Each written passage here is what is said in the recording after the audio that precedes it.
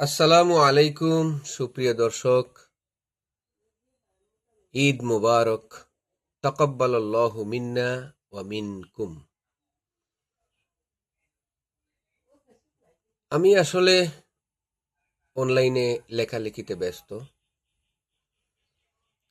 আমার অনেক শিক্ষার্থী আমাকে অনুরোধ করেন যে হুজুর, আপনার লেখাগুলি অনেক ভালো লাগে। তো বর্তমানে আসলে আপনার লেখাগুলি পড়ার মতো সময় সুযোগ অনেকের হয় না। ইদানিং মানুষ কিন্তু টেক্সট অধ্যয়ন বা পড়ার চাইতে বেশি ভালোবাসে ভিডিও দেখতে। তো সেদিকে আপনাকে একটু মনোনিবেশ করতে হবে। এই কথাটা আমার অনেক শিক্ষার্থী আমাকে আহ, অনুরোধ করে, পরামর্শ দেয়। তো সেদিক বিবেচনায় আমি আজ আপনাদের সামনে উপস্থিত হলাম। দেশ বিদেশে যেখান থেকে আমাকে ফলো করছেন, আপনাদের সবাইকে পবিত্র ঈদুল আজহার শুভেচ্ছা জানিয়ে শুরু করছি আজকের প্রসঙ্গ। আমি আজকে বর্তমান বাংলাদেশের একটি বাস্তব চিত্র তুলে ধরতে চাই আপনাদের সামনে। বিষয়টি হলো আলেমদের কাদা ছোড়াছুরি, আত্মঘাতী এক দেউলিয়াত্ম। আপনারা অবশ্যই লক্ষ্য করেছেন, সামাজিক যোগাযোগ মাধ্যমগুলিতে এখন এটা একটা ভাসমান বিতর্কের বিষয় যে মাওলানা তারেক মনোয়ারের সাম্প্রতিক একটি বক্তব্যকে কেন্দ্র করে একদল অনলাইন আলেমের সম্মিলিত আক্রমণ আমাদের দৃষ্টিগোচর হয়েছে। আসলে যে কোনো বিতর্কিত বক্তব্যের শাস্ত্রীয় ও যৌক্তিক জবাব দেওয়া প্রশংসনীয়, তবে আমাদের প্রতিবাদের পরিধি নিয়ে বরাবরই একটি প্রশ্ন থেকে যায়। যখন সমাজে অবলীলায় বলা হয় জাকাতের চেয়ে চাঁদাবাজি শ্রেয়, কিংবা কুরবানির পশু জবাইয়ের ফলে শিশুদের মনস্তত্ত্বে বিরূপ প্রভাব পড়ছে, এই সমস্ত বক্তব্য যখন দেয়া হয়, তখন এই বুদ্ধিবৃত্তিক সমাজকে সর্বোচ্চ মেধা দিয়ে প্রতিরোধ গড়ে তুলতে খুব একটা দেখা যায় না। তখন প্রতিবাদের ভাষায় আসে শীতলতা। প্রতিবাদের ভাষাটি খুব একটা চড়া হয় না। তখন ফতোয়া দিতে দলিল প্রমাণাদি খুব একটা খুঁজে পাওয়া যায় না। এটা বড়ই দুঃখজনক।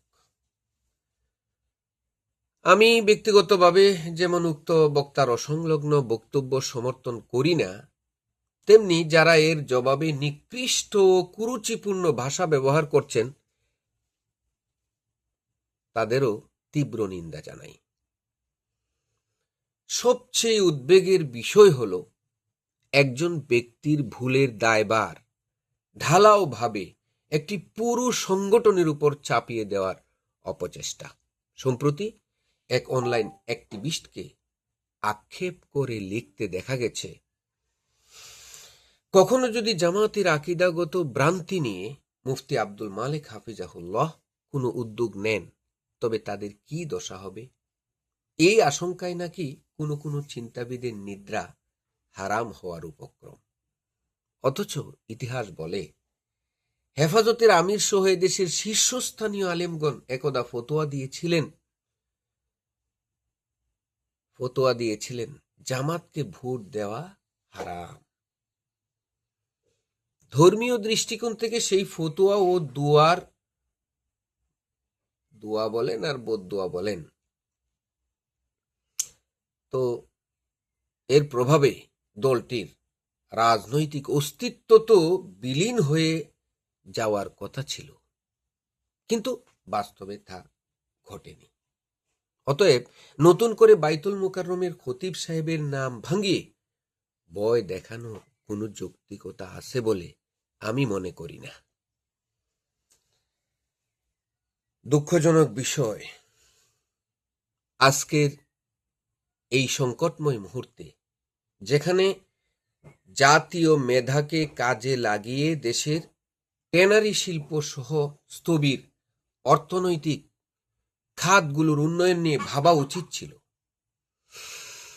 সেখানে আলেম সমাজের এই পারস্পরিক কাদা ছুড়াছুড়ি অত্যন্ত দুঃখজনক।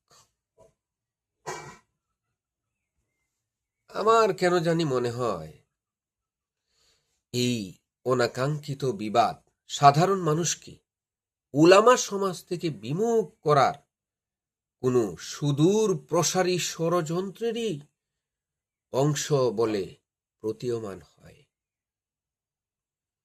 আপনারা যারা চিন্তাবিদ, আপনারা যারা ইসলাম, মুসলিম,